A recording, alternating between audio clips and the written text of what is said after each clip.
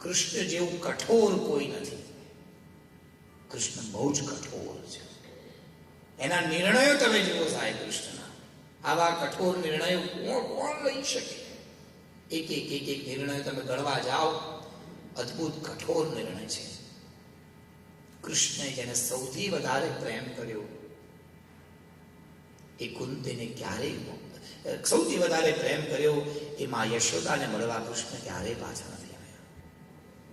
જે રાધાને કૃષ્ણે કેટલો પ્રેમ કર્યો એ રાધાને મળવા નથી આવ્યા કૃષ્ણ. આ કઠોરતા નહીં તો શું કહેવાય? દ્રૌપદીએ પોતાના જીવનમાં 3 જગ્યાએ કૃષ્ણ ભગવાનની કઠોરતાનો અનુભવ કર્યો. એક સાંભળો, બોલો પ્રેમથી જય શ્રી કૃષ્ણ. કેવા કઠોર છે કૃષ્ણ! દ્રૌપદી કે હું નથી કહેતો સાહેબ.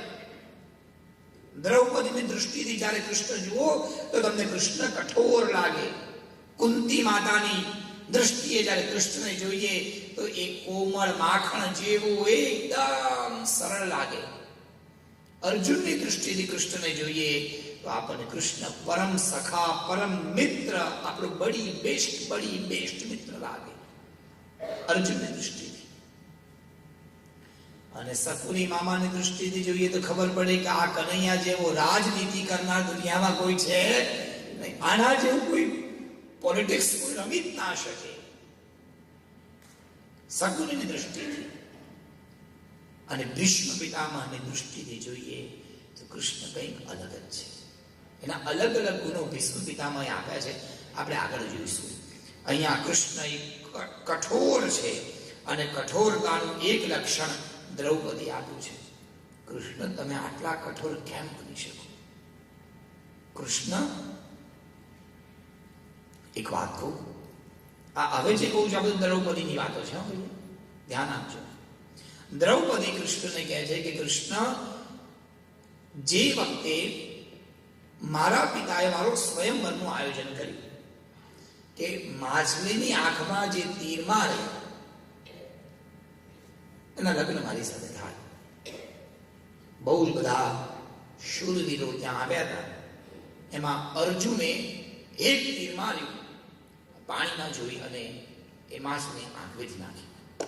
એ જ ક્ષણે મારું હૃદય પર વિધાયું અને એક જ પળમાં હું અર્જુનને પ્રેમ કરી બેઠી. નક્કી કરી દીધું કે મારો આ જ પતિ છે. હવે કૃષ્ણ, હું એટલી તો સમજદાર છું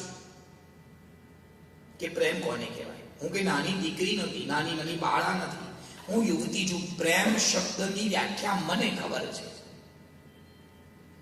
પ્રેમ કોને કહેવાય હું જાણું છું. અર્જુનને મને અર્જુન પ્રત્યે એક ક્ષણમાં પ્રેમ થઈ ગયો અને અર્જુને મને ગળામાં માળા પહેરાવી, મેં અર્જુનના ગળામાં માળા પહેરાવી. અમે ઘરે ગયા, મારી વિદાય થઈ લગ્ન પછી.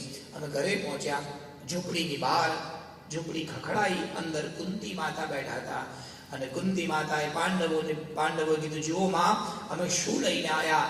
કુંતીએ વગર વિચારે કહી દીધું, જે લાયા હોય એ 5માં વેચી. કૃષ્ણ, મને ખબર છે એક સ્ત્રી 5 વચ્ચે વેચાય તો એને શું કહેવાય. એક પતિ સાથે રહેનારીને કયો શબ્દ વપરાય અને 5ની વચ્ચે રહેનારને કયો શબ્દ વપરાય એ મને ખબર પડે છે. એટલે હું એક સેકન્ડ માટે પણ એવો તો વિચાર ન જ કરી શકું કે આ 5ની વચ્ચે હું રહીશ. અને કૃષ્ણ, હું કોઈ વસ્તુ થોડી છું કે આ 5માં વેચી દેવાય. અરે કુંતી માતાથી બોલાઈ ગયું તો બોલાઈ ગયું, શબ્દો પાછા લઈ લે, માફી માંગી લે. ખાલી માના એ 2 શબ્દ સાચવી રાખવા માટે મારે મારા જીવનને 5માં વેચવાનું? હું તૈયાર નહોતી. પણ કૃષ્ણ, એક વાત કહું, માફ કરજે મારા કનૈયા, મને એ વખતે તમે અને વેદવ્યાસજી આવ્યા અને મને સમજાય કે દ્રૌપદી, તું ધર્મની ધરિત્રી છે. આ 5 જણાની જોડે તું લગ્ન કરીશ તો એ 5 જણા વિખરાઈ નહીં જાય. અને ભવિષ્યમાં મારે આ 5 વ્યક્તિઓ દ્વારા ધર્મયુદ્ધ લડવાનું છે.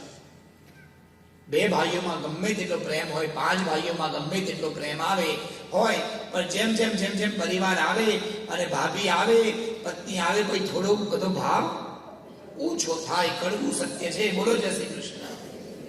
એક સત્ય છે. 2003 માં લગ્ન થયા હતા તો 3 તોલાની ચેન આપી હતી. દિયરના કે થોડી 9 તોલાની, પણ એ જમાનો અલગ હતો. ત્યારની ઇન્કમ અલગ હતી, આજની ઇન્કમ અલગ છે. એ નાની ઇન્કમ તો લઈને ભેદભાવ થાય ને થાય. પણ જો પાછી એક સ્ત્રી જોડે જોડાયેલા હોય તો તું આ 5 જણાને એક દોરામાં બાંધીને રાખીશ. એવું તમે ને વ્યાસજીએ મને સમજાવી દીધું. હું સમજી પણ ગઈ. અને માફ કરજે કઠોર મારા કનૈયા, તે આખા જીવનમાં હજારો વાર એવું કીધું કે આ ધર્મપુત્રો છે. આ ધર્મરાજ યુધિષ્ઠિર છે, ધર્મયુદ્ધ લડે છે, એ ધર્મનું કાર્ય કરે છે, ધર્મનું જીવન જીવે છે. બધું ધર્મ. સાંભળ્યું મેં? કૃષ્ણ, આ તારા કઠોર નિર્ણયના કારણે મારી દશા જો આજે મરણ પથારીએ પડી છું. અમે હાડ ગાળવા માટે હિમાલય પર જઈએ છીએ. જતા રસ્તામાં અમારું શરીર શિથિલ થવા લાગ્યું. હું પડી ગઈ, મને પગમાં લોહી નીકળ્યું, મને માથામાં લોહી નીકળ્યું. અને ભીમે એવું કીધું કે દ્રૌપદીને હું પાડી લઉં, હાથમાં લઈ લઉં, આપણે એને ઉચકી લઉં એને અને સ્વર્ગ સુધી લઈ જઈએ. હે મારા કઠોર કૃષ્ણ, તે જેને ધર્મ પુરુષ કીધો, તે જેને ધર્મ રાજ કીધા, એ ધર્મરાજ યુધિષ્ઠિર એવું બોલ્યા कि छोड़ दो उसको, अपने अपने कर्म का फल भोग लेंगे. એને મૂકીને આગળ નીકળી જાઓ, એનો કર્મ ભોગવે છે. હરે કૃષ્ણ, તે જેને ધર્મરાજ કીધા, એના જીવનમાં પત્ની ધર્મ નામનો કોઈ ધર્મ નથી. પત્ની માટે કોઈ ધર્મ નહીં. કૃષ્ણ, તું આટલો કઠોર થઈ અને મને આ 5ની વચ્ચે કેમ આપી દીધી? કૃષ્ણ ચૂપ છે. કૃષ્ણ કઠોર છે. ક્યારેક એનો નિર્ણય આપણને આમ ન ગમે. અચાનક ઘરમાં વિવાદ ઉભો થઈ જાય, ક્યારેક આપણી ટ્રીપ કેન્સલ થઈ જાય, ક્યારેક કંઈક થઈ જાય. ઠાકોરજીની સેવા કરતા જીવનમાં બહુ દુઃખ આવે. અને સાહેબ, અમારા કનૈયાની સેવા કરનારના જીવનમાં તકલીફ તો બહુ આવે. કેમ? તમે જુઓ ને, આને જેટલા ભક્તો થયા બધાને કેટલી તકલીફ પડી. કઠોર કૃષ્ણની સેવા જીવનમાં કઠોરતા પણ આપે છે, પણ સાથે સાથે કેન્દ્ર, કર્મ, કળા, કૃતજ્ઞતા, કાળજી, કઠોરતા, અને સાથે સાથે કૃષ્ણનો એક ગુણ છે જે કથી શરૂ થાય છે, એ છે કરુણા. કૃષ્ણ જેટલા કઠોર છે એટલા કરુણ પણ છે.